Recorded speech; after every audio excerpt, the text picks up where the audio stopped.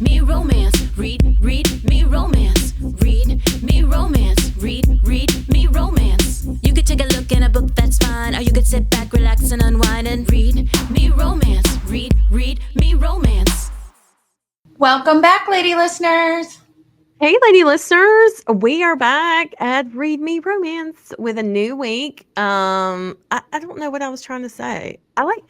Listen, I messed up when I didn't count backwards. I said 1, 2, 3 clap instead of 3, 2, 1 or whatever it was. Like, I didn't say clap. You said either way. I started backwards when we started doing the countdown, and now I fucked it all up. But this is Sadie King's week. I'm so excited to have her on the podcast with us. I know.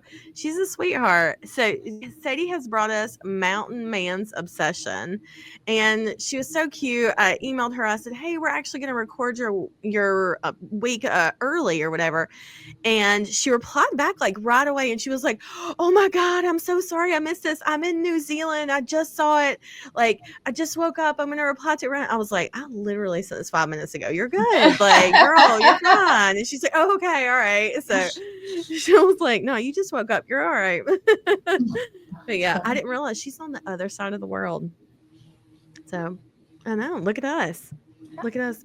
Our podcast, Aaron in New Zealand. But I'll read you Sadie's author bio. Sadie King is a USA Today bestselling author of over 120 steamy contemporary romances. She loves writing about military heroes and the sassy women who heal their hearts. Sadie lives in New Zealand with her ex-military husband and a raucous,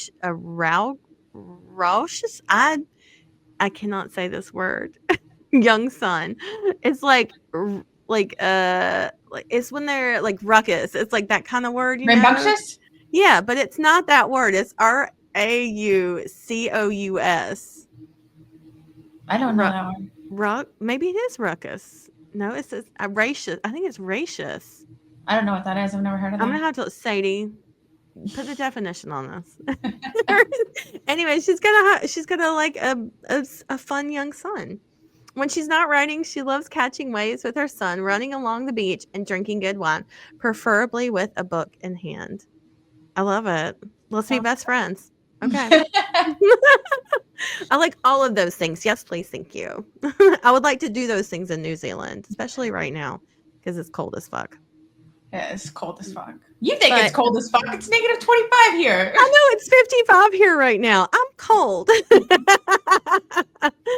I know, right? But anyway, so since we talked the last time, we're actually recording out of order. But one of our last episodes, you went on just a whole tangent of books that you had read and loved. Mm-hmm. So I know it's only been a few days, but have you read anything since then? I actually do have a recommendation. You were coming but with this one is going to be kind of odd. It was so remember last time we were talking about the Highlander book, and I was like, I really liked it. The one I said that the audio's out in the first one. Yeah. Like, I love that book because you're building to know a grovel is coming. Yes. And I actually found a random person on Goodreads. Sometimes I stalk people's shelves. People tag your shelves. People go out and stalk them. That's how I find books, is on Goodreads, and I stalk people's shelves. People that don't even know I stalk their shelves. Like this girl, I don't think she's a big Alexa fan. We got like all 3 stars. Except you know for what, like though? Fair. Lily. I didn't. You know what though? I don't read reviews, so I didn't click it. I just could see the stars because I was going through her shelves, and I would randomly see one of ours. 3 stars is fair. I'll take it. It's fair. You know what? She's not wrong. She could put 1 star, and I'd say that though. But I don't care. 3 stars to me means like yeah. It wasn't the best thing in the world. I liked it. Like I actually had a lot of respect for her 5-star because she only had a few. So when she had a 4-star, I was like, she really enjoyed it. Bitch loved this book. And the book that she racked that I'm about to rack is a 4-star. Ooh, but, okay. Here's the problem. And I haven't read there in forever. It's on Wattpad. Oh, okay. So it's free. Anybody can read it. Yeah. Not only is it free, like when you go chapter to chapter, if you scroll down past like the first or 2 paragraph or 2, there's a voice player. You can hit play and it'll read the whole chapter. Ooh, I love that. So, and you can even tab out of it and like play on your phone and it'll keep reading it. So anyway, so I'm stalking this girl's Goodreads shelf and she had a grovel shelf. So I clicked the shelf. There wasn't, no, or it wasn't a married shelf. I can't remember. Anyways, I click on the shelf and this has this book where she's like, this is one of the best grovels I've ever read in my life. This is like your kryptonite. You're immediately one clicking this. It's a married couple and he's been kind of neglectful to his wife. So it's on Wattpad. I'll put the link straight to the book in the show notes. But I have to pull it up on my phone. It is, God damn it, it's like Gemma and Chase. But the author's name isn't a real author's name. It's like it's like their username. Grovel to HEA as one word. Grovel to HEA, like the number 2? No. TWO. Like TO. Grovel. Oh, Grovel to Happily Ever After. HEA, but it's abbreviated HEA. Yeah. So GROVELTOHEA. Okay, got it. Got it. Yeah. So in this book, it starts off where he fucking is a workaholic. His father trained him that way, which you kind of feel bad. Like he's been working since he was like 6. $1 billion empire. His dad took him to work every day. Anyways, he misses his daughter's birth. Like, because he's in meetings and he didn't know that the secretary was like deleting his messages and whatever. But once he finds out, it's like 2 days later and she's like gone. She left to go to her parents' house. Oh my God. But what I liked about him was all these people were sabotaging in his life. His ex-wife still worked for the company, his mom and all this stuff. But he was like, yes, she deleted my messages. She's fucking fired. But I should have checked on my wife. He was very like ownership in this. And his grovel from that verse is so like everything he does is just ridiculous and it's sweet and it's like he gets upset for her like so that she has the baby. It's cute. There's no sex in the book. Oh, okay. Which kind of makes sense because it happens in like the 60 days after she gave birth. Oh, okay. Yeah. So, but I didn't even really notice. I was eating up his grovel, but he has the baby and like he's just so like he's convinced. She was like, I'm pretty sure when I was changing her, she said like 5 words. And he's like, and she's like a week old. And he's like, no, she's brilliant. She's gifted. You know what though? Honestly, I love when there's that level of ridiculousness and everybody just agrees. The hero's like, yes. But everybody else is like, no, they're telling him, they're like, you're insane. And he's like, no, she's different than other babies. I'm telling you, she's a genius. Exactly. Like, yes, I love that the commitment to the ridiculous. And it was just a really, really sweet book. Like, because you knew when he fucked up, and I was like kind of really mad at first the way he fucked up, but then when you realized how he was raised, kind of felt bad for him because it was so driven into him. And then the people around him that he thought cared about him didn't. They were just using him for work. And even his ex-wife, she's still around, and they were just like, because they went through college and she was a workaholic, and then they got married, and he one day he kind of woke up and he was like, we're just friends. Yeah. So getting divorced, but he didn't make her leave the company. But he didn't know all these things that they were doing. But like I said, he takes ownership of it. It was a really, really great grovel. Like I haven't read a grovel like this in a long time. So it's even all the reviews on Goodreads. I'm shocked how many reviews on Goodreads they were for a Wattpad app book. Yeah, yeah. So it is totally worth it. It's easy to read on your phone, or you can hit the play button. It was a breeze for me to listen to. So I'll put that in the show notes for you guys, and it's free. And she's got a few other hero to grovels, which I'm going to check out those next. Nice. I'll go ahead and put the Goodreads link in there too. So you guys can just click on hers to see what her other topics are, because it might be hard to find stuff on Wattpad. And then you'll probably see that girls where I'm talking about on Goodreads. And if anybody else likes my style of reading, you can go stalk her shelf too. It's good shit. Exactly. No, I love that. I think that's so cool that you were able to find something on there and it reads it to you as well. Like you can do the text to speech or whatever. Well, one of the things that actually got me, which I thought was interesting that this person had said, she was like, what I really liked about this was it was a grovel. He fucked up and there wasn't going to be any body betraying because there was no sex. Like there was no, they fall into bed. I'm horny. Yeah. So I was like, that is interesting. I was like, I never thought about it like that. That it was all played out emotionally. Yeah. She just did a really good way of flowing it to where I felt a little bad for him and I was like, oh, I get to watch you grovel and not getting annoyed with her for like still she makes him fucking work. And it's not in an annoying way. Mm-hmm. You're not annoyed by her. You're actually kind of like impressed. I'm like, she's fucking standing her ground. That's awesome. I wonder if she writes for like a legit, People had said that even on Wattpad and in the rivers. They're like, why isn't she just putting these? Because actually, even her banter, I mean, there was a little bit of flow issues, but not really for such a fast-paced book. I think it's okay to kind of jump and look back and go forward. Mm-hmm. It still worked really well. Mm-hmm. I don't know why she doesn't, but like I said, even her banter, like the girl's sense of humor when she was talking to other people, it was funny at times. So I don't know. If you're out there, grovel to hero, you should be putting your shit on Amazon. Yeah. Put it out there for the masses. Put it on the podcast. We'll play it. I actually thought about that. I was like, it's kind of long. I wonder if she has something else. I'm going to go look through her stuff. Oh my God. We have so the way we're doing the podcast this season or this year for 2025, we're splitting it up. So we're having, a few audiobooks until the beginning of April. And then we're going to take a longer mid-season break. And then when we come back, we will have books from October to December. So we'll do like holiday theme books. So we're going to have a long break between April and October. But before that, I had like a week at the end of this that I put tentatively, and I was like, maybe Ruby Dixon ? Because she had asked about she was like, oh, I may have a short book if you guys want to put it on the podcast. And I was like, well, girl, let me know. Oh, we will put it up there. So how about this bitch text me yesterday and was like, she was like, so I have a book for the podcast, but I think it's like 20,000 words. And I was like, okay, fine. Just send it. I was like, whatever. It's fine. It's fine. Yeah. Everything's fine.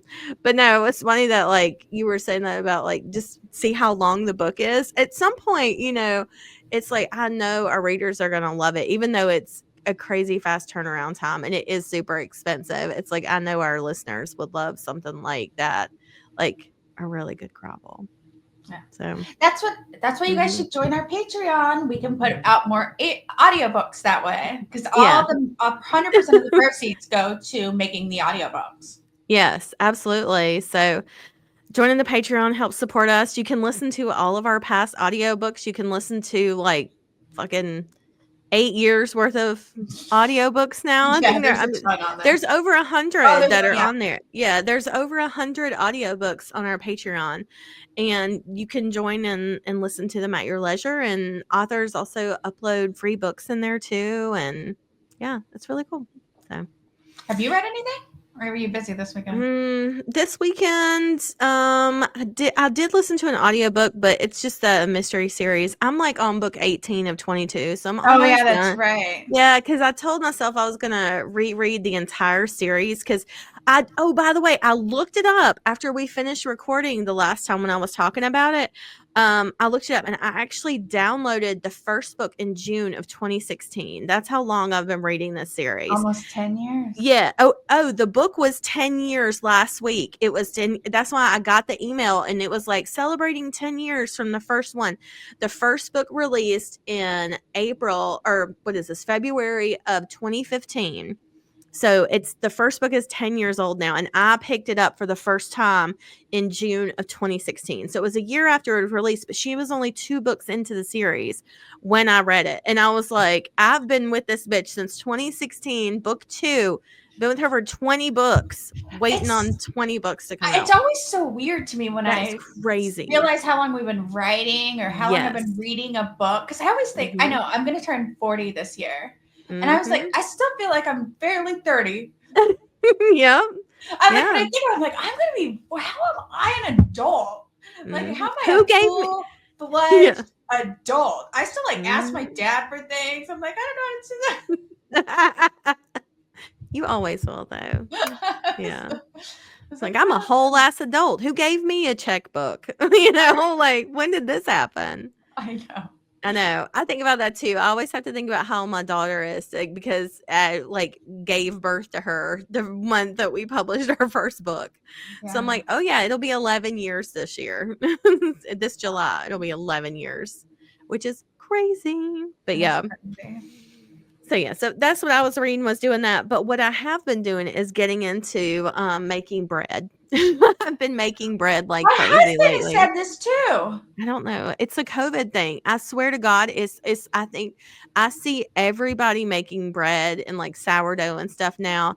And I'm like, it's taking me back to COVID when everybody was doing it Well, to like focus on something else besides stress, well, you my know? husband says, he's like, I don't understand why I don't wake up every morning and like I just make the loaf of bread. He's like, it costs nothing. And it It's takes just a pennies. little bit to make it. He's like, every Yeah. morning when I wake up, I should like brush my teeth, do this, make the Mm-hmm. bread in the morning and Yep. go. And then you have fresh bread all the All time. the time. I do. That's what I've been doing. So I did that. I've done that for so long now that I have created a sourdough starter from scratch. I have been feeding this bitch. I named her Dolly. I've been feeding Dolly for a week now. From scratch, I have made this sourdough starter. So I've got like 2 or 3 more days and I'm going to be able to use it. And then I can use it forever. So, I'm very excited about it. So, He said, I don't know. I mean, I was like, this sounds good. Celia, Erin, she mhm. makes bread every morning. Like when I was over there, every morning, she Mhm. fucking gets up and just Yep. makes bread. I'm like, I what make the it all the time. And but then I can't because then when I come over, she gets the Irish butter and she just like plops a Mhm. brick of Irish butter down and sets the loaf down. I was like, Mhm. I I can't, know. I can't live like this, or I can, but probably for only 5 years after all this butter. No, you can, because it's like there's you don't have the same kind of preservatives and stuff that you do when you buy it from the store. Like there is something about, eating that made from scratch with, basic ingredients that are not bad for I you, you think you're know? probably right. Because the other day I buy that 45 calorie a slice bread. Oh God. And Yeah. so the other day I was like, I was like, this has been in here for a while. How is this Mhm. still a good one? Rob's like, that kind of bread can last forever. Yeah, months. Yep. No, I'm not kidding. You can tell like the less and truth be told, sometimes I'm really glad that happens because like I leave it in there and I forget about it and like I've needed it and stuff. But it's also the really inexpensive bread usually has a more stable shelf life. And that's because it's more affordable for people and it can last longer. But if you buy a fresh loaf of bread at the grocery store, you get like 2 days off that bitch before. I mean, like if you go to Walmart and you buy croissants from them or you buy like the hoagie bread rolls from there, Mhm. they are going to mold within 3 business days. Those Yeah. will catch mold because they do make them in house, but they just don't have the same preservation as like buying a loaf of bread does. But I like making it at home, and so I actually don't like sourdough bread. That's one thing I have just never liked, but my family loves it. Kevin loves sourdough, so does Lydia. But this one chick I follow, her name's Miss Emily Rose, I think is her name. She's fucking awesome. I feel like she looks like a younger version of me, and she is so awesome because she'll eat like a gummy. She'll smoke some weed and then she'll just make some bread. And I'm like, this girl is living her life, and I love her. I would, if I ate a gummy and there was a bread around, that's all. Gummies do Yes. nothing. They don't make me giggle. They don't make Mm-hmm. me they just make me hungry. I'm like Mm-hmm. starving to death. Yeah. I like that though. I'm like, yes, I want to eat. I want food. Food feels so good when I'm high and I eat. That's it, like food That's a tastes very, amazing. The you're right. That's textures of it. I like that saying, food just feels so good. It does. It feels good when I'm high and I eat. Oh my God, No, it feels amazing. I'm just like, that's so true. Because I know when I like can't sleep, if I go downstairs and eat something really warm, it's like I'm out. Like I'm just Yep. like I feel so good and It rested, just and feels like a good. hug inside. But you know what though? And I think that's how I just like to live my life. I like to eat because it feels good. It does But feel good. yeah. I think that's why I save all my meals. I'm like, I only eat 2 meals a day, or save it all till dinner. So I'm like, I want a giant meal. I want to feel that bitch inside me. Yeah. I want the weight of it in my stomach. God.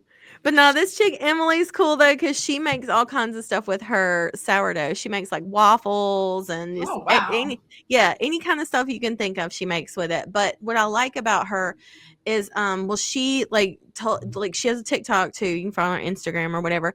But her instructions for doing a starter from scratch are very basic, and everybody that has followed this talks about how mild a flavor it is. That the sourdough that you make from scratch is not the same as what you get in store, because what you're getting in store is like something that has to be more shelf stable. So it has more preservatives or more yeast in it to give it more stability and to cook faster or whatever.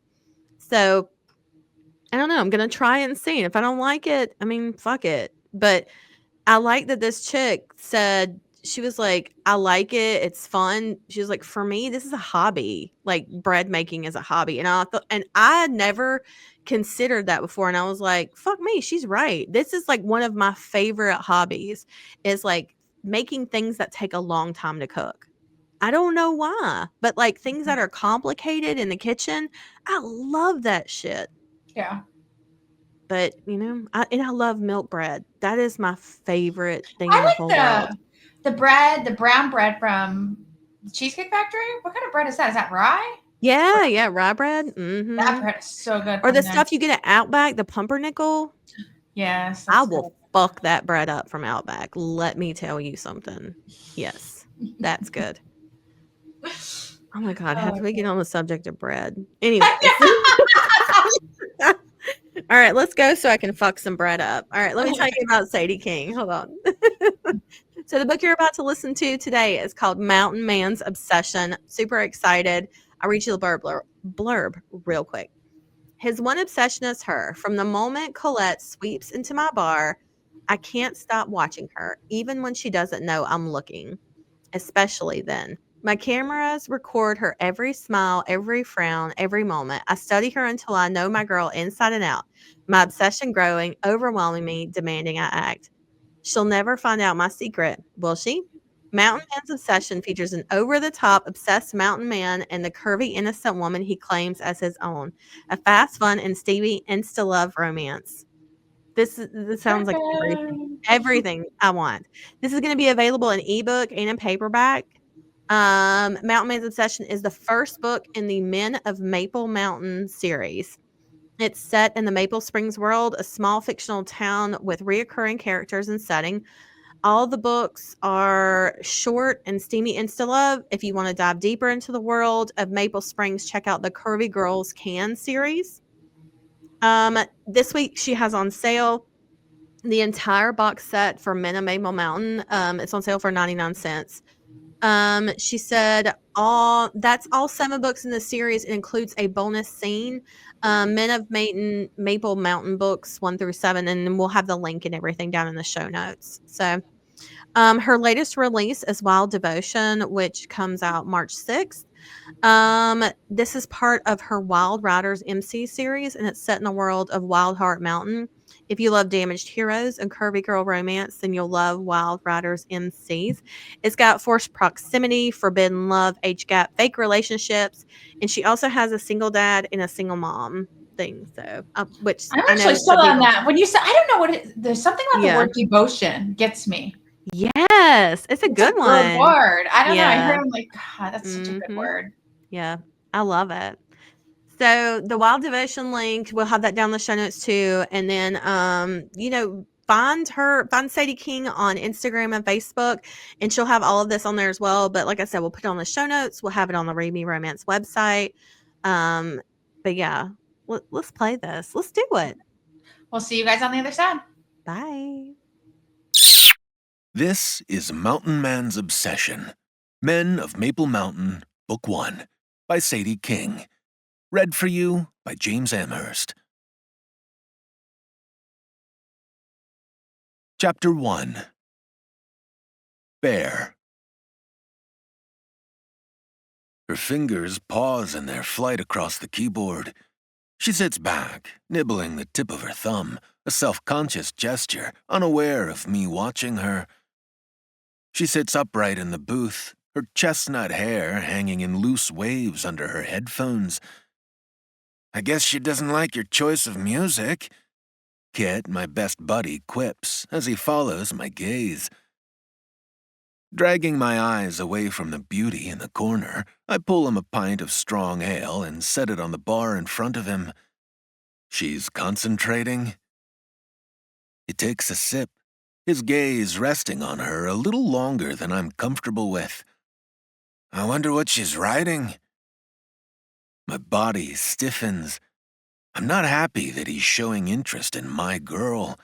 Well, not technically my girl yet, but she will be. I cut a look at my best buddy, but his gaze has already left her.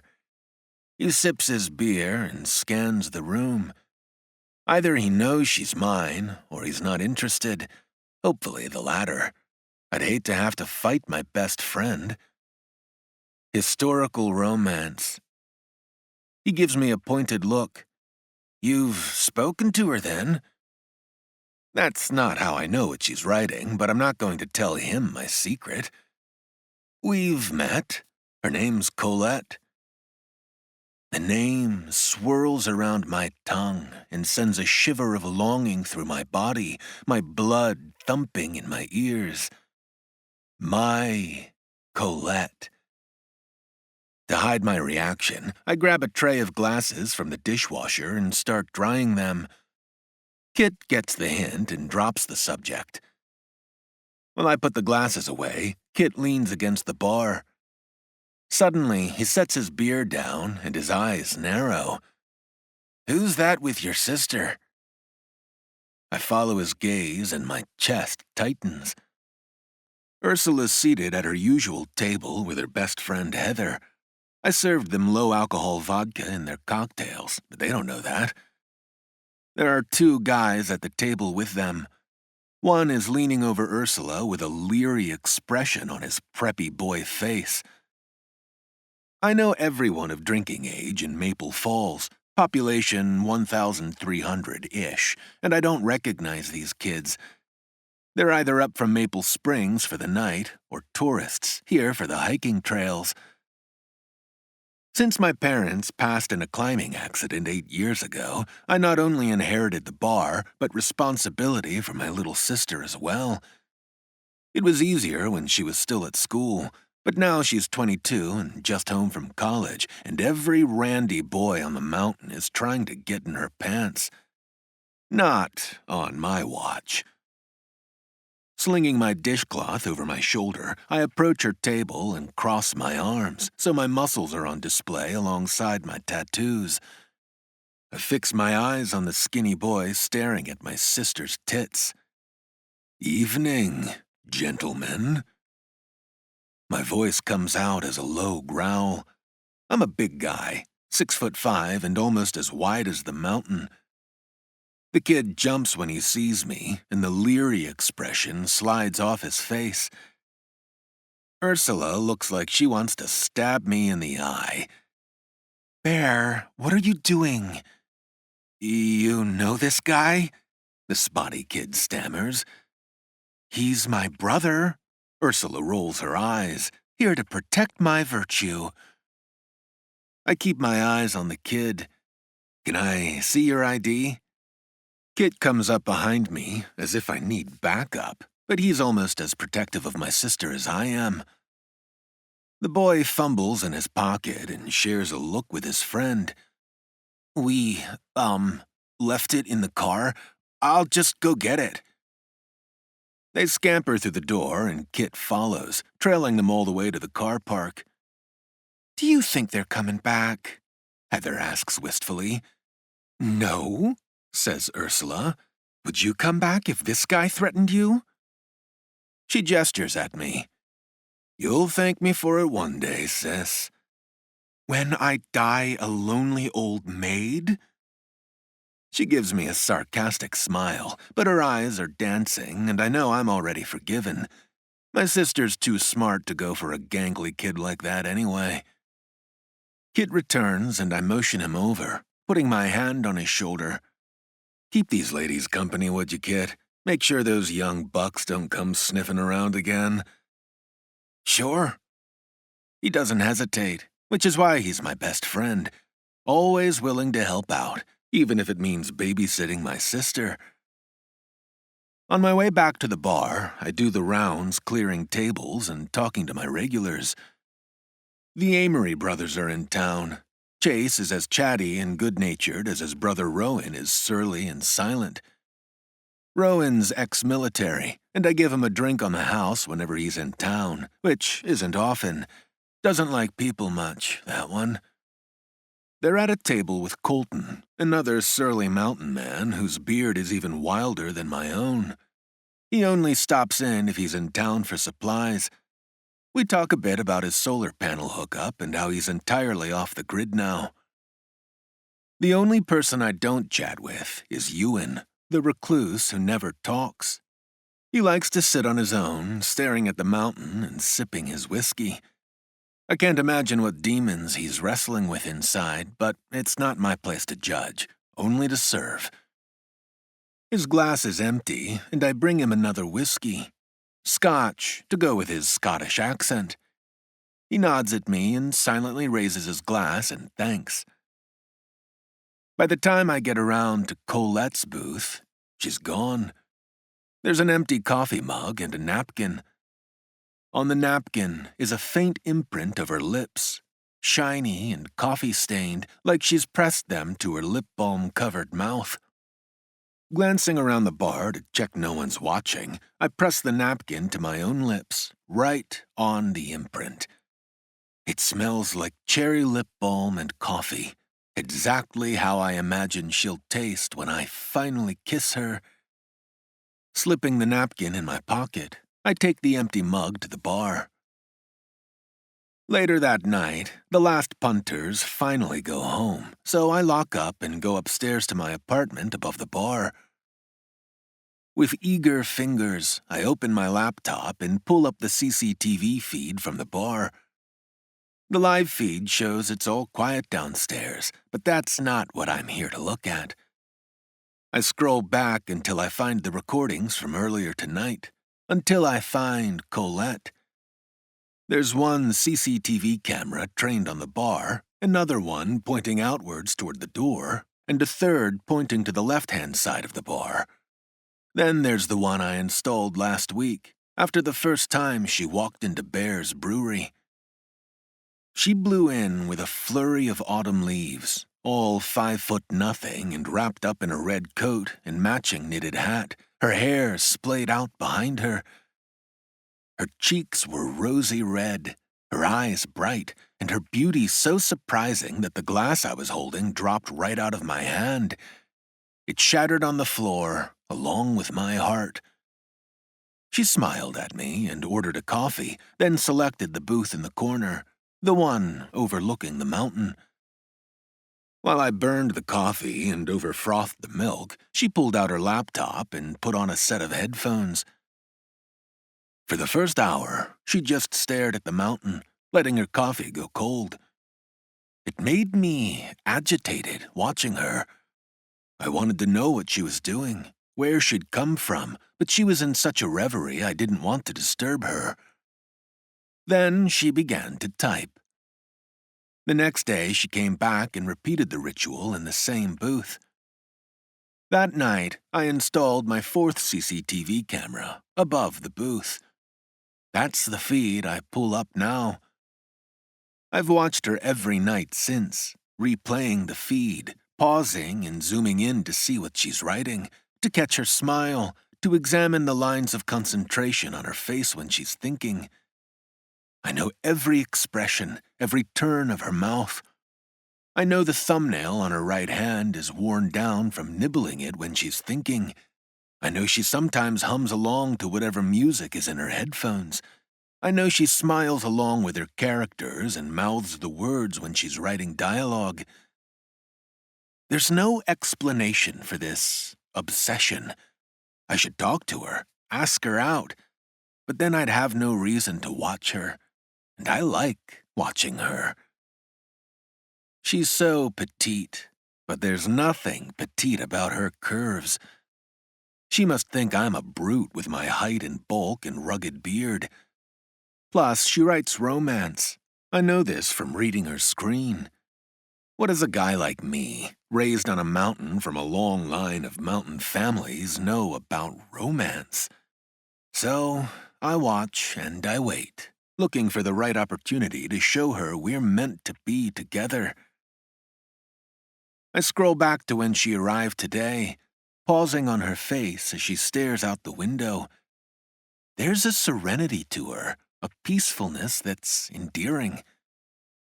Under her coat, she wears a tight sweater, her breasts pushing against the fabric. That's what catches my eye now, her tits straining to be let out. I imagine them in my hand, caressing her nipples as I ravage her body. Undoing my fly, I catch my dick in my hand. Thinking about her curvy body writhing under me, I thrust into my palm. Remembering the napkin, I grab it from my pocket and press it against my nostrils, inhaling her scent. It's all I need to send me over the edge, shooting hot liquid into my palm. Breathing hard, I set the napkin down alongside the other memorabilia I've collected. One day, I'll talk to her, make her mine. But for now, I'm content to watch. Chapter 2. Colette. This ain't no place for a lady, Elizabeth. His amber eyes sparked like fire. I'll see you safely down the mountain. Elizabeth picked up the hunting spear, still dripping crimson from the morning's catch. You may as well spear me through the heart if you send me away. My nose crinkles at the screen and I delete what I've just written. After a moment's thought, I try again. A trapper's life ain't the life for a lady. His amber eyes shimmered like the embers in the grate. I'll judge what life is best for me. My fingers delete that too. I pull my headphones off and rest my head on my hands in frustration. I came to Maple Falls to find inspiration, but today I'm nothing but distracted, and by one big burly distraction in particular. Another coffee? The sound of Bear's voice makes me jump. He grins sheepishly. Sorry, I don't like to disturb you when you're working, but it looks like you might need this. He holds out the cup like an offering, and I gratefully accept. Thank you. Our fingers brush, sending a tremor of heat coursing through my veins. My hand wobbles and a dribble of coffee slips over the rim of the cup, pooling on the saucer. Bear may not want to disturb me, but he sure is. The man exudes a pure animal magnetism. Every time I lay eyes on him, my heart wobbles and my panties dampen.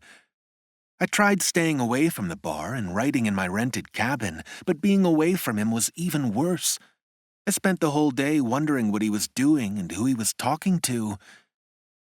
He may think I'm sitting here working all day, but the truth is, I spend a lot of my time people-watching, and when I say people, I mean Bear. Even when he's not in my line of vision, I can hear the reassuring rumble of his deep voice through my headphones. The hairs on the back of my neck stand on end when he's clearing a table behind me. More than once, I've turned around and found him staring straight at me. There's an attraction between us, for sure. I've written and read enough romance books to know that a pull like that can't be ignored. Sooner or later, the pull will get too strong and our bodies will collide. I'm waiting for him to make the move, and in the meantime, enjoying this delicious cat and mouse attraction. My favorite author, Ava Grayson, came to a mountain and found her mountain man. I read about it in Writer's Weekly. Her own real-life romance story. I had to see for myself if the hills were teeming with rugged men waiting to fall in love. I don't know about love, but I'd like to fall into something with Bear. It's been 3 weeks since I arrived in Maple Falls, the tiny town halfway up Maple Mountain. I set my new series in a small town in the 18th century with rugged mountain men who are trappers and hunters. Problem is, I grew up in California on the beach with no idea what it's like to live up on a mountain, so I decided to find out. I found a cabin to rent and came for a week. That was 3 weeks ago. Once I saw the mountain, I knew I had to stay longer. Then I met Bear, the growly bar manager, as rugged as one of my characters. In fact, as I've gotten into the story, when I write William, the hero, it's Bear that I think of. William has suddenly become very tall and wide and protective. How's the writing going? Bear seems genuinely interested, and I'm flattered that he's asking. But then, he's a bar manager. It's his business to talk to the clientele. Some days are better than others, I confess. He nods sagely as if he knows what I mean. Maybe you need a break.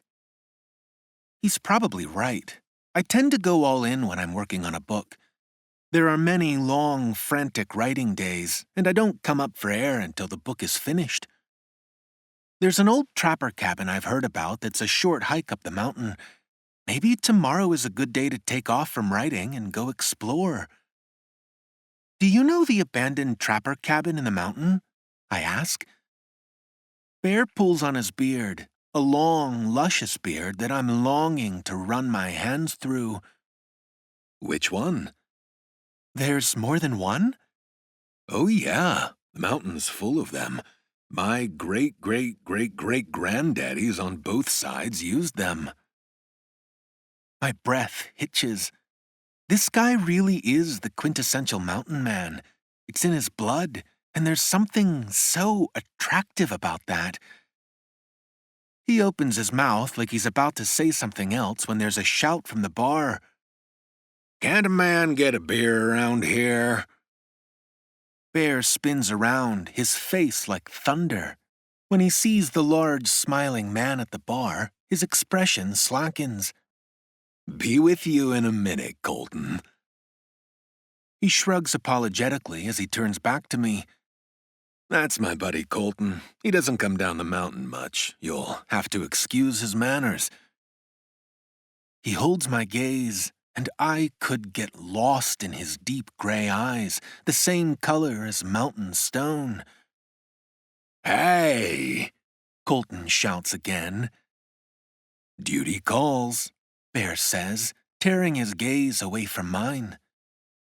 He saunters over to the bar and claps his equally big friend on the shoulder. Their deep voices boom through the bar, but it's the rumble of Bear's voice that rolls through my body, causing a rush of heat between my legs. Yeah, I definitely need a day off to cool off. Pulling out my local guidebook, I find the pages with trappers' cabins in the area. There's one about an hour's hike from town on the main walking trail. I circle it in the book before slipping it back in my bag. Chapter 3. Bear. Sweat beads at the back of my neck, and I undo a button of my shirt, letting cool air circulate. It's a warm day for autumn, and Colette has set a steady pace. She's surprisingly nimble for someone of her stature. She's definitely petite in height only. There's nothing petite about her wide hips and heavy breasts. My throat goes dry just thinking about her curvy body. Stopping behind a bush, I quietly pull my water bottle out of my backpack and take a long, cool drink. She's a few feet ahead of me on the track and has no idea I'm here. When I saw her circle the cabin on this trail in her guidebook on the camera last night, there was no way I was going to let her walk all over the mountain on her own. I could have invited myself along, and I almost did, but I get the sense it's a writer's thing, something she wants to do on her own. Maybe visit the place where her characters might have lived and let her imagination run wild. She's probably got all sorts of visions going on in her head right now that I don't want to disturb. Better to leave her alone with her own thoughts and not disrupt the creative process. Besides, I enjoy watching her when she doesn't think anyone is around. Humming reaches my ears from further up the trail, the sweetest sound that pierces right to my heart and causes me to grin like a maniac. Colette continues to hum as she walks and sometimes breaks into song. Old country music mostly, sad and sweet. Carefully stuffing my water bottle away, I shoulder my backpack and follow the humming. A half hour later, we're at the old abandoned trapper's cabin. It's a single-room log cabin tucked between ancient trees. Rot has darkened the wood, and moss coats the caved-in roof. Not far away is a rock ledge, and this is where I approach the clearing from, having cut into the trees a while back. I slip behind the boulder stack as I watch Colette explore. Her wide-eyed excitement is endearing. She's like a kid in a toy shop, running her hand over the ancient wood and taking pictures. A wood pigeon startles and flies out of a nest on the roof, squawking angrily. Colette squeals and pulls her hand to her chest. When she realizes it's a bird, she laughs at herself, a silvery peal that echoes through the forest and straight to my heart. Carefully, so as not to make a sound, I climb the boulders and lie on my stomach at the top. From here, I have a good view of the area and can observe her as she takes photos and scribbles notes in her notebook. She walks over to the boulders, and I dip my head down, but she doesn't glance upward. When I dare to peer over the edge again, she's sitting below me, her back resting against the boulder. She pulls her sweater off, and I get a bird's-eye view of her substantial cleavage. As she gets a snack out of her backpack, I can see right down her top to the lacy edge of her bra. Heat jolts through my veins, and my blood thumps in my ears. My cock hardens instantly, and my throat goes dry. She sits back, and her tits press together, forming a perfect V. How I'd love to slide my cock between them and feel her soft tits around my hardness. My breathing is so heavy I'm sure she must hear me. The pressure in my dick is unbearable as it presses into the rock. I have to move or I'm going to injure myself. Sliding my legs around the boulder, I knock a pile of loose pebbles and they go cascading over the side. Shit. My body freezes, waiting to see what will happen. The stones tumble to the ground, landing right next to Colette. Any second now, she's going to look up and see me lying here, watching her with a hard-on like a weird pervert. I'm sprung. Before she looks up, I slither quietly backward and then jump to my feet. Shouldering my backpack and untucking my shirt so it hides the bulge in my pants, I walk to the edge of the rock as if I've just gotten here. "Hey," I say as calmly as I can muster. "I wondered if I might find you here." Chapter 4. Colette. My neck swivels upward to the boulder above me, wondering what caused the mini rockfall. I shield my eyes from the sun, and in the next instant it's blocked out by an impressive figure. My breath catches in my chest when I realize it's Bear. He's standing on the top of the boulder with his hiking gear and rugged beard, looking like he's just stepped out of the 18th century. "Hi," I manage to squeak. He scrambles down from the boulder, and standing beside me is no less impressive. Good day for a hike. He trains his pale eyes on me. My heart flutters in my chest, and there's a pool in my belly that sets my core aching. You're not working today? My sister's looking after the bar. He sets his backpack next to mine and leans one shoulder casually against the boulder. It's the closest I've been to him, and my knees are giddy. I lean on the rocks for support. You here to see the cabin? I want to see how the trappers lived. I remember that I mentioned it to him at the bar yesterday. Did he know I would be here at this one? Then again, I guess it's the closest and the one most popular with tourists. What brought you up this way? This is one of my favorite trails. He looks away when he says it, and I get the odd feeling there's something he's not telling me. But what do I know about this man? He could be up here for any number of reasons. You must have been just behind me on the trail. He pulls on his beard. Yeah, must have been. He turns his gaze to me and takes me by the elbow. It's like a bolt of heat shooting through my arm and all the way down my body. I look up sharply, wondering if he felt it too. His slate-gray eyes give nothing away. I'll show you the cabin. He leads me over to the shack in the trees. My great-great-great-great-great-great-granddaddy Bear used to come up here and stay weeks at a time gathering and preparing skins to trade. Your ancestor was called Bear too? I'm fascinated by this man, a piece of living history right in front of me. My skin tingles, and I'm not sure if it's my writer's curiosity or something more. Oh yeah, family tradition. So was my dad and his dad before him. First son is always called Bear. A vision pops into my head, a baby boy in my arms, a boy called Bear. Wow, I barely know this guy, and I'm fantasizing about having his babies. My cheeks flush. Stooping to get through the doorframe, Bear enters the cabin. The floorboards are uneven, and he holds his hand out, helping me inside. He keeps my hand firmly tucked into his as my eyes adjust to the dark. When they do, a rusted metal cot frame is the only sign of human habitation. The floorboards are rotten, and debris from the forest litters the place. There's not much here. He squeezes my hand, sensing my disappointment. It's been abandoned a long time, and tourists have come through looking for souvenirs. I scan the tiny cabin, trying to imagine what life was like here.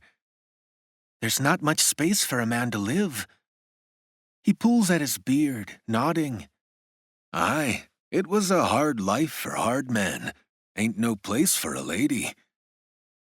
The line is from my book. I look up sharply. Bear's studying the wall, running his hands over the wood.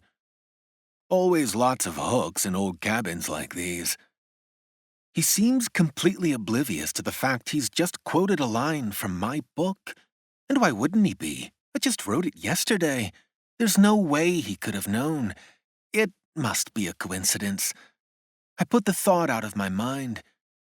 It must have been lonely for the men up here. My arms go around myself and I shiver. I think of the men staying out here alone. No women for company. Most of them managed to find a woman eventually, or at least my ancestors did, or I wouldn't be here today. He turns around suddenly, and in the cramped space, his body is so close we're almost touching. I feel the pure magnetism of him, this strong pull that emanates from my core. Let's get back out into the light. I can't see you properly in here. He takes my hand again, and we walk back to the boulder. My mind is in a whirl, and my body is on high alert. This was supposed to be a break, a time for me to recharge, but with Bear around, I'm agitated, my body hot and flushed. Pulling my water bottle from my backpack, I wrap my lips around the bottle and take a long, slow drink. When I lower the bottle, Bear is watching me. He fixes his dusky gray eyes on my lips and breathes heavily. My pulse quickens. I realize I love his gaze on me, his intensity. I want him to keep watching me like that. My tongue flicks over my lips, and I bite the lower one. A low growl comes from Bear's throat that echoes through my body and rattles my bones. He closes the distance between us, and his lips smash into mine. White, hot heat shoots through my body, and I feel his kiss all the way down to my toes. Bear's hands go around my waist, and he lifts me up and sits me on a boulder so I'm level with him. Colette. My name rumbles off his lips, sending a delicious shiver all the way through me. I've been wanting to kiss you ever since you walked into my bar. He says it as his mouth crawls over my neck, his hot breath making every hair stand on end. I've wanted this too, I admit. His mouth reaches mine, and our tongues tangle, putting all the pent-up passion from the last few weeks into the kiss. My legs straddle his waist, and he presses in between them. There's a hard lump poking into my belly, and I moan when I realize what it is. Bear makes a deep, grumbling sound. You make that noise again, and I'll take you right here, right now, against this boulder. His eyes are stormy and hooded, full of desire, and I believe what he's saying. I moan again. You're in trouble now. He claws at my top, grabbing my left breast in his giant hand, rough and needy. I moan again and again and again as his hand slides to my shorts and he tugs at the fly.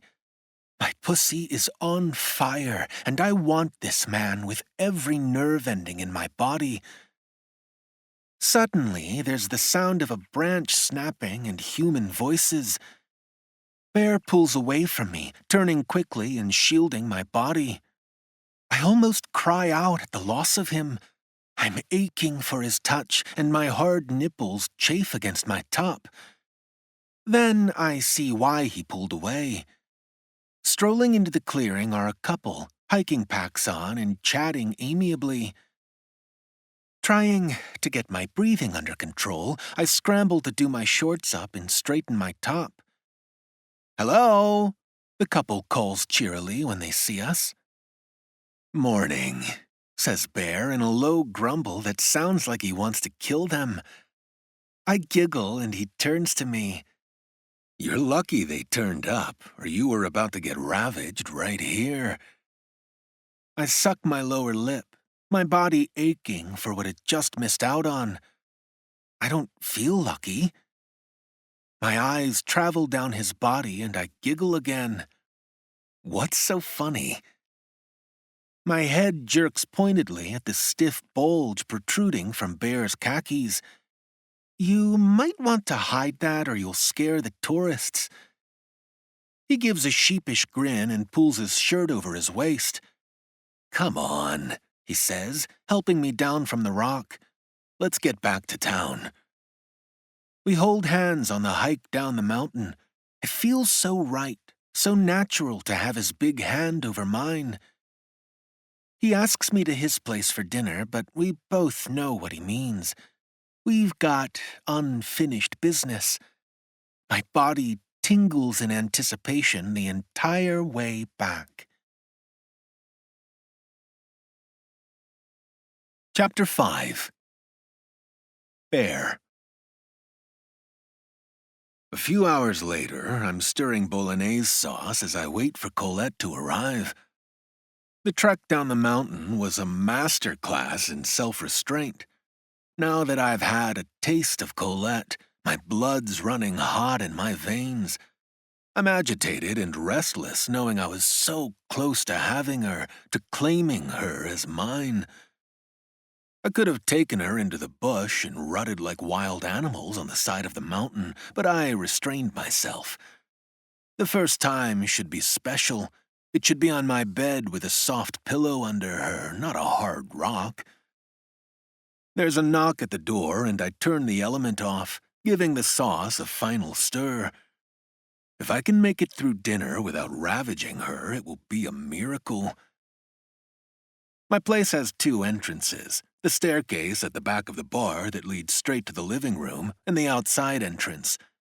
She's used the latter, likely so no one at the bar sees her and gives her a hard time. I open the door, and my jaw hits the floor. She's wearing a figure-hugging black dress that clings to every curve of her perfect body. My heartbeat thumps in my ears, and my dick stands to attention. All my resolve melts with one look at her body. Come in. My voice is low and growly. I've been aching for her ever since I laid eyes on her, and since kissing her at the boulder today, I've been in a state of arousal that's blissful torture. Her body brushes past me as I shut the door behind her. It's too much. I like your place? Her words turn to a squeak as I pull her toward me. My arm encircles her waist, and her hot, plump body presses against mine, sending sparks of desire coursing through my veins. My mouth finds hers, and she kisses me passionately, as hungry for this as I am. Colette. My mouth moves down her throat. You're driving me crazy. Her hips wiggle against me, and I groan, my hard-on straining painfully against my fly. Fuck waiting for a soft bed. I must have this woman now. My hands run over her soft rump, down her thighs into the hem of her skirt. Sliding up her thigh, my pulse races as I near her hot center. My hands slide over her soft inner thighs and straight to her soft, sticky mound. My fingers stop, and I pull back to look at her. She bites her bottom lip, looking sheepish. You're not wearing underwear. She giggles like a naughty schoolgirl. I was going to tell you at dinner and watch you squirm. Oh, honey, I can't wait till dinner. Her breath grazes my throat, barely a whisper. Neither can I. Her hands fumble at my fly and my pants drop to the floor. She gasps when she sees my thick cock sticking straight out and already dripping. Her eyes are wide and she looks slightly terrified. Don't worry, honey. I'll get you good and warmed up first. Bear, there's something you need to know. I freeze. This is where she tells me about the boyfriend back home or her husband or something. She bites her lower lip and looks away. What is it, honey? I tilt her chin so her eyes meet mine. I'm a virgin. Holy fuck. This just got 10 times better. You mean no one's been here before? As I say it, I run my fingers over her soft pussy folds. She shakes her head. No one. Not breaking eye contact, I slide a finger into her dripping entrance. No one's ever been inside this sweet little cunt. My finger slides in and out slowly. Her eyes go wide and she pants. When she speaks, it's a whimper. No, I was saving myself. I give her 2 fingers and she groans. You were saving yourself for me, weren't you? She nods. Say it, honey. Dark eyes, full of need, fix on me. I was saving myself for you, Bear. Just for you. My name is like honey on her lips. It speaks to something primal, deep inside me. I growl as I capture her mouth, nipping at her lips while I finger fuck her, feeling her pussy suck me in. My palm rubs against her hard nub, making her squirm. It feels so good, Bear. Don't stop. I'm not gonna stop, honey. Not until you come all over my fingers. She moans, a high-pitched noise that makes my body tremble and my dick drip with longing. I slide another finger in. Oh, God, Bear, something's happening.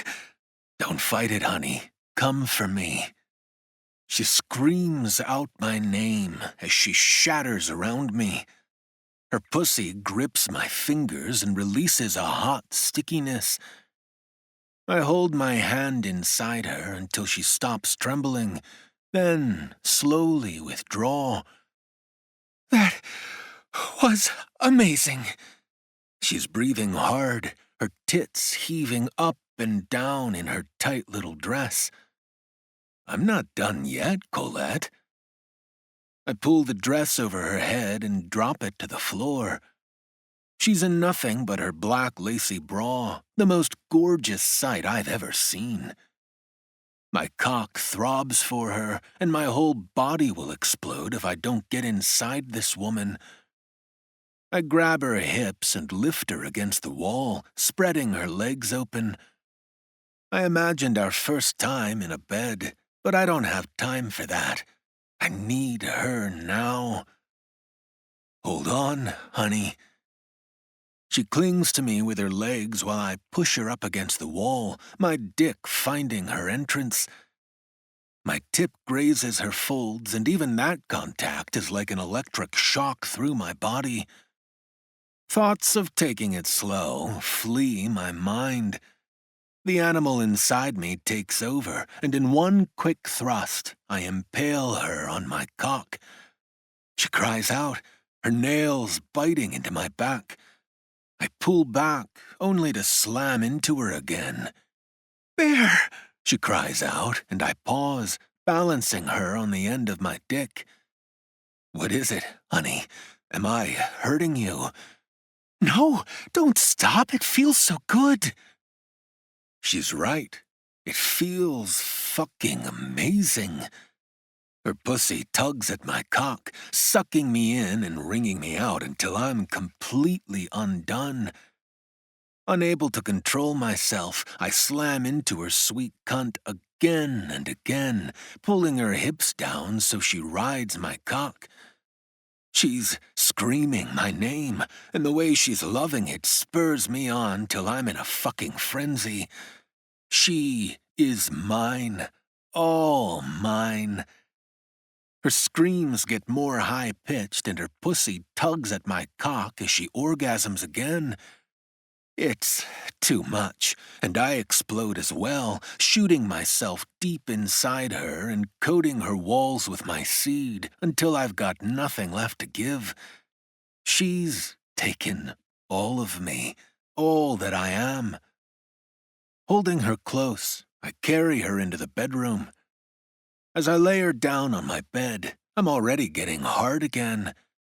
The first time might not have been in a bed, but the second time will be. Fuck dinner. I'm dining out on Colette tonight. Chapter 6. Colette. 2 weeks later. My fingers fly over the keys as I type the last scene of my book. I'm sitting on Bear's couch with my laptop balanced on my knees. Since we hooked up 2 weeks ago, I've spent most of my time here. It's nice to write in the bar sometimes, but Bear is too much of a distraction. Whenever he's in the same room as me, my thoughts are scattered and my body aches for him. At least up here, I can focus on writing for a few hours a day. My characters have found each other, and in the epilogue they have a brood of mountain children. I try to come up with a name for a young girl character. Looking for inspiration, I open an internet browser and type in Girls' Names, Western America, 18th Century. The round icon on the corner of the browser spins, but nothing comes up. That's odd. I try again, and this time a message tells me I've got no internet connection. It's part of mountain life I'll have to get used to, dodgy internet connections. I smile at the thought. It's not been said yet, but I'm sure Bear and I feel the same. When my book's finished, there's no way I'm going back to California. My life is here now, with the big bear of a man I love. Smiling to myself, I put my laptop aside and go over to Bear's desk in the corner to check if he has internet connection. Opening his laptop, I bring up an internet browser. It does the same twirly button thing, and I sigh in frustration. I'm closing the browser when something on the desktop catches my eye. There's a folder titled Colette. My heart is in my throat as I click the icon, wondering what I'll find. The folder contains video files. I click one to start it playing. It takes me a moment to realize what I'm looking at. It's the bar, but not just any part of the bar. This camera is trained on my favorite booth, and it's zoomed in on me. My skin prickles and my belly clenches.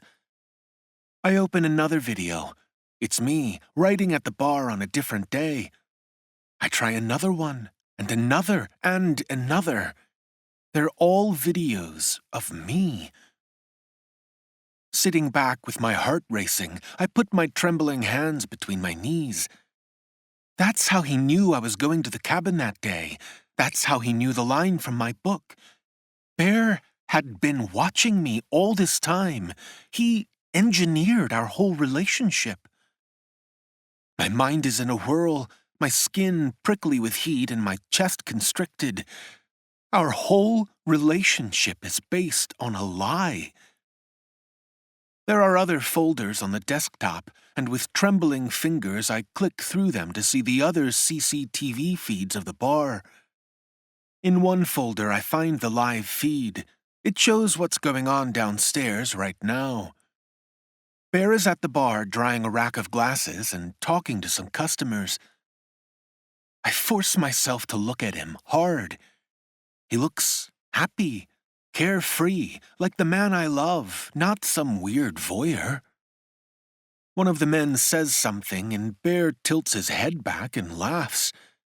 I can imagine the sound, the deep rumble of his voice. Just thinking about it makes my core melt and my panties dampen. I clamp my thighs together. I've just found out he's been watching me without my knowledge. I shouldn't be having this kind of reaction. But the more I watch him, the wetter I get. He dominates the bar with his big frame, confident and sturdy. One hand rests on the bar, and I know that hand. I know what it feels like on my skin. I know what it's capable of doing. My nipples pebble, and the heat between my legs becomes unbearable. I slide a hand into my pants and palm my nerve center, needing some relief. One hand rubs myself, while the other slides down my bra, teasing my nipple. All the time I keep my eyes on Bear. He doesn't know I'm watching him, and that makes it all the more thrilling. He pours a beer for someone, his muscles flexing as he does it. That's my man, I want to scream. My man. My core explodes and my pussy contracts, coming over my fingers. I squeeze my eyes shut tight as the orgasm races through me, feeling all its intensity. The way it shatters my body is delicious release. When I open my eyes, I look to the screen. Bear's not there. Leaning in, I scan the other feeds, trying to get a glimpse of him somewhere in the bar. Then I hear the door open. Chapter 7. Bear. It's been 2 hours since I kissed Colette goodbye and headed downstairs to the bar, and that's 2 hours too long. Ursula's just arrived, so I leave the bar in her hands and bound up the stairs to see my girl. I push open the door that leads straight into the living room and freeze. She's sitting at my desk, my laptop open to the CCTV of the bar. Shit. I'm an idiot for not getting rid of the videos of her. I knew I should have deleted them, but every time I try, I can't bring myself to. I found the files. Her voice is husky, and her cheeks are flushed. I can explain. I stride across the room and kneel in front of her. I love you, baby. From the moment I saw you, I couldn't take my eyes off you.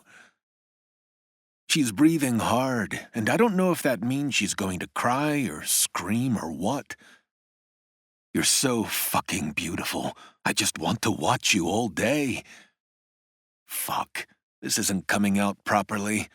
I need to make her understand. You're my world, baby. You're my everything. She's looking at me, her eyes dark and hooded, her chest heaving up and down. I wait for her to say something, knowing my whole future depends on her reaction. Then she does something completely unexpected. She takes my hand, opens her thighs, and presses my palm between her legs. Her panties are dripping wet, and I catch a strong, musky scent, like she's juiced up and ready to go. Colette? I'm totally confused. Is my girl telling me it's all right? I found the files, and I found the live CCTV feed. As she speaks, she moves my hand over her wet pussy, rubbing herself against my palm. I'm mesmerized by her intense look. My heart is in my throat, and my dick's as hard as stone. If this is her way of telling me to fuck off, then it's pretty confusing. She leans in and brushes my ear with her mouth, her warm breath making me shake. I watched you. Holy fuck. Do you mean... She moves her hips and slides them forward, rutting against my hand. It means I'm really fucking horny, Bear. Holy crap. She's pulling at my belt, and my cock's out in an instant. My girl knows I watch her, and she likes it. Holy fuck, I've hit the jackpot. Pulling her out of the chair, I hitch up her skirt and tear her panties off. I lift her into the air and line my dick up with her hole. I fucking love you, Colette, I say as I slam into her. She bucks her hips, wriggling against me as I carry her to the couch. Still inside her, I sit on the couch, keeping her impaled on my cock. She straddles me as I slide her up and down my length. I fucking love you, I chant with every thrust. I love you too, Bear. It's the sweetest thing to hear with my cock buried in her. I take her over the edge, then explode inside her. The intensity of the orgasm makes me see stars. Afterward, I pull her tight and kiss the top of her head. I like watching you, Colette, but if you want me to stop, I will. She leans back and looks at me. You don't have to stop, Bear. I think I like watching you too. My heart soars. She gets me. She understands. You're perfect for me, honey. How about you stay here and be my mountain girl? We'll get married. Her eyes go wide. Are you serious? Of course, I growl. You're mine, and I want to make it official. What do you say? Yes. She throws her arms around my neck. I say yes. Epilogue. Colette.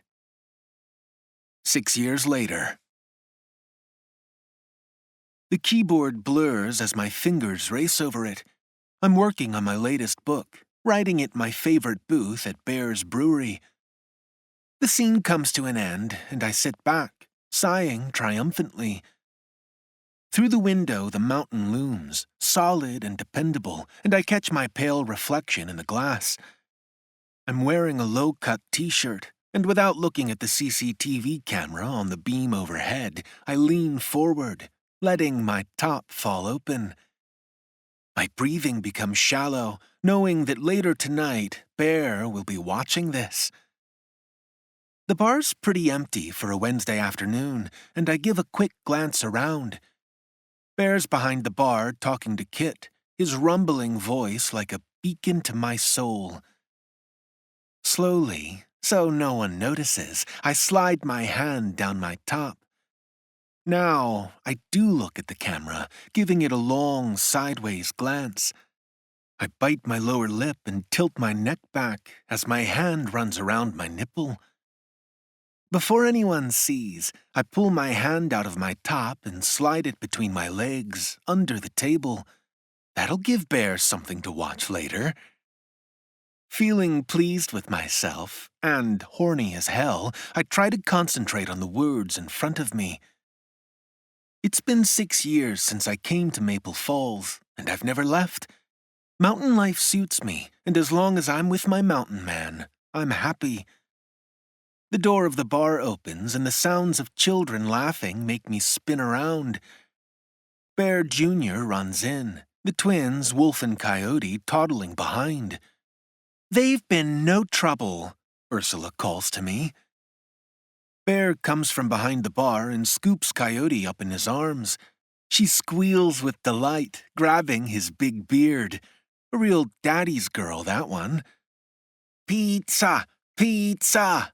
Chants Wolf. All right, Bear booms. I'll get the pizzas going. I close my laptop as my booth is invaded by little people.